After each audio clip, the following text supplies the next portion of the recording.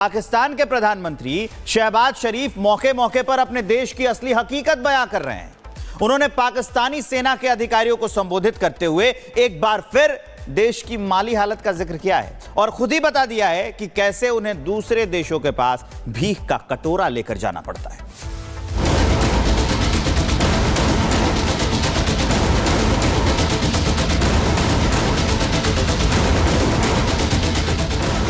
भीख का कटोरा, शहबाज फिर रोया।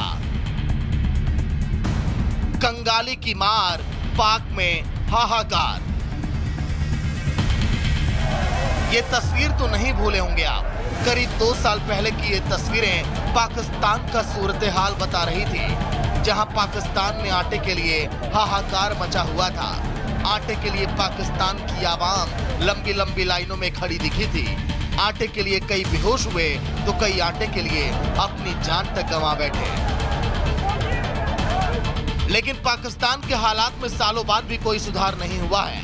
पाकिस्तान में महंगाई आसमान छू रही है। खाने पीने की चीजों की कीमतों में आग लगी हुई है। लोगों का जीना मुश्किल हो रहा है। आटा चावल से लेकर दूध दही सबके दाम चरम पर हैं। पाकिस्तान में रह रहे लोगों का जीवन कष्टमय हो गया है। राजनीतिक उठापटक और सेना के दबाव से पाकिस्तान अभी तक कर्ज की बैसाखी के सहारे ही रेंग रहा है। इस बात को पाकिस्तान के प्रधानमंत्री शहबाज शरीफ ने भी खुले मंच से कबूल किया है। शहबाज शरीफ ने कहा कि अब तो पाकिस्तान के दोस्त देश भी नहीं चाहते कि वो भीख का कटोरा लेकर हमारे पास आए। China is the most time-tested friend of Pakistan. Saudi Arabia is one of the most reliable, trustworthy friend of Pakistan, and so are others, Turkey, Qatar, UAE. But research and development, education, health, investments and profitable ventures, mutually beneficial, and they no more expect that we go there with a begging bowl. Shahbaz शरीफ का बयान भारत के साथ हाल ही की सैन्य झड़प के बाद सैनिकों का हौसला अफजाई करने के दौरान आया। पाकिस्तान को हाल में ही IMF से देश को चलाने के लिए आर्थिक मदद भी मिली है, लेकिन पाकिस्तान के हालात जस के तस बने हुए हैं। वहीं पहलगाम में हुए आतंकी हमले के बाद भारत ने पाकिस्तान का हुक्का पानी तक बंद कर रखा है। सिंधु जल समझौता रद्द होने के बाद पाकिस्तान की छटपटाहट देखने लायक है। सरकार और सेना के लोग भारत के खिलाफ आग तो उगल रहे हैं, लेकिन उनकी गिदड़ भभकी में उनका डर साफ नजर आता है और आने वाले दिनों में भारत की चोट का बड़ा असर दिखेगा और पाकिस्तान भूखा प्यासा मरेगा। भारत से एक दिन पहले आजाद हुए पाकिस्तान की हालत यह है कि वह अक्सर अपने मित्र राष्ट्रों के सामने भीख का कटोरा लिए खड़ा नजर आता है। भारत और पाकिस्तान दोनों देशों के विकास की रफ्तार में बहुत बड़ा अंतर है। पाकिस्तान ने अपने नापाक मंसूबों को पूरा करने के लिए आतंकवाद के रास्ते को चुना है। उसे कई बार बड़ी कीमत भी चुकानी पड़ी, लेकिन अब भी पाकिस्तान का हुक्मरान आतंकियों के फन कुचलने के बदले उसे अपनी सरपरस्ती में पाल पोष रहा है। कीमत वहां की जनता चुका रही है और सरकार भीख का कटोरा लिए पूरी दुनिया घूम रही है। Bureau report, Republic Bharat. और देखिए, ऑपरेशन सिंदूर को लेकर एक तरफ कांग्रेस पार्टी लगातार बयानबाजी कर रही है। ऐसा लग रहा है कि कांग्रेस पार्टी के नेताओं ने कसम खा ली है कि सरकार के खिलाफ ही बात करनी है। इसी कड़ी में CDS के इंटरव्यू को लेकर कांग्रेस अध्यक्ष मल्लिकार्जुन खड़गे ने एक टिप्पणी कर दी, सरकार के खिलाफ मोर्चा खोल दिया और अब बीजेपी ने भी पलटवार किया है। पूरी खबर रिपोर्ट में।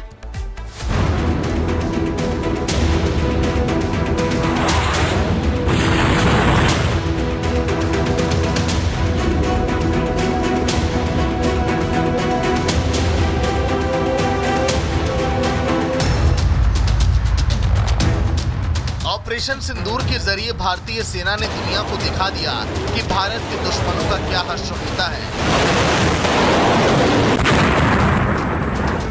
लेकिन एक तरफ जहां दुनिया भर के देश भारतीय सेना के शौर्य को सलाम कर रहे हैं, तो वहीं दूसरी ओर कांग्रेस पार्टी है जो कि किसी न किसी बहाने ऑपरेशन सिंदूर को लेकर सियासत करने से बाज नहीं आ रही। और अब CDS ने सेना की रणनीति पर चर्चा क्या की, कांग्रेस ने उसे अपना राजनीतिक हथियार बना लिया। दरअसल सिंगापुर में chief of defence staff general Anil Chauhan के इंटरव्यू को लेकर भारत में राजनीति गर्मा गई। कांग्रेस अध्यक्ष मल्लिकार्जुन खड़गे ने सीडीएस के बयान को राजनीतिक मोहरा बनाकर सीधे सीधे मोदी सरकार पर हमला बोला और संसद का विशेष सत्र बुलाने की मांग करने के साथ ही सरकार पर ऑपरेशन सिंदूर को लेकर गुमराह करने का आरोप मढ़ दिया।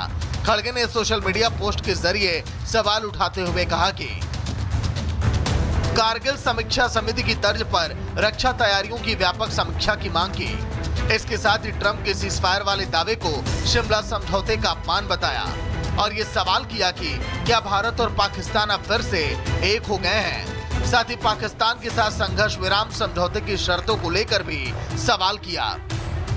अब खड़गे भले ही सेना की बहादुरी और पराक्रम का सम्मान करने की बात करें, लेकिन क्या सेना की रणनीतिक बातों पर सवाल उठाकर कांग्रेस खुद देश की सैन्य प्रतिष्ठा पर सवाल नहीं उठा रही? बहरहाल अब कांग्रेस अध्यक्ष की मांग पर संग्राम छिड़ गया है और निशिकांत दुबे ने कांग्रेस पर तंज कसते हुए कहा कि चोर चोरी से जाए लेकिन तुम्बा फेरी से ना जाए। उन्होंने अपने पोस्ट में लिखा, कांग्रेस के सहारे विदेशी ताकत भारत को कमजोर करना चाहती है। युद्ध के समय और उसके बाद भारतीय सेना की किसी भी नीति का खुलासा भारत सरकार कभी नहीं करती।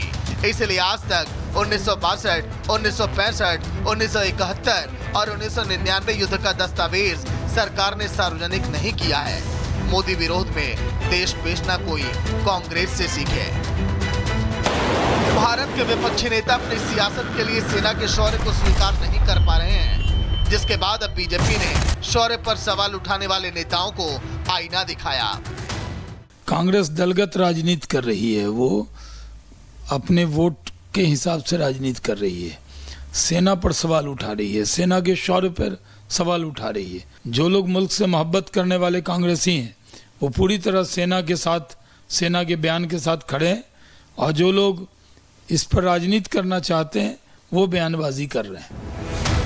सेना का काम है सरहद की रक्षा करना और सियासतदानों का काम देश को दिशा देना, लेकिन जब सरहद पर जान की बाजी लगाने वाले जवानों की वीरता को सियासी मंच पर घसीटा जाएगा तो ये सवाल उठना लाजमी है कि सेना की रणनीति पर राजनीति करना कितना जायज है और क्या सेना की कार्रवाई पर सवाल खड़ा करना सेना के शौर्य का अपमान नहीं है।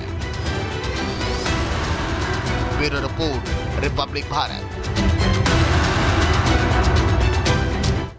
और अब चलिए खबरों में आगे बढ़ते हैं। असम सरकार घुसपैठियों के खिलाफ लगातार एक्शन मोड में है। घुसपैठियों को, रोहिंग्याओं को, बांग्लादेशियों को उनको पकड़ के नो मैंस लैंड में छोड़ा जा रहा है। असम के जो सीएम है हेमंता बिस्वा शर्मा, उन्होंने साफ कहा है कि आगे भी ऑपरेशन पुशबैक जो है वो जारी रहेगा और ऐसे एक्शन लेते जाते रहेंगे।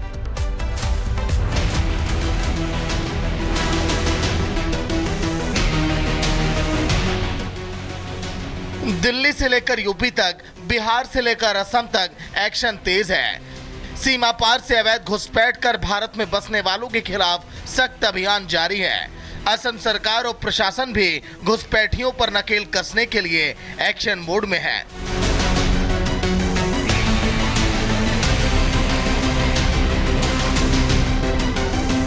असम से घुसपैठियों को खदेड़ने के लिए सीएम हेमंता के आदेश के बाद प्रशासन और पुलिस ने खास रणनीति बनाई। जिन इलाके में अवैध बांग्लादेशियों और रोहिंग्याओं की संख्या ज्यादा है, उन्हें टारगेट पर रख जांच अभियान चलाया। भारी संख्या में अवैध बांग्लादेशी शिकंजे में भी आए। अब ऐसे लोगों के खिलाफ एक्शन लिया जा रहा है।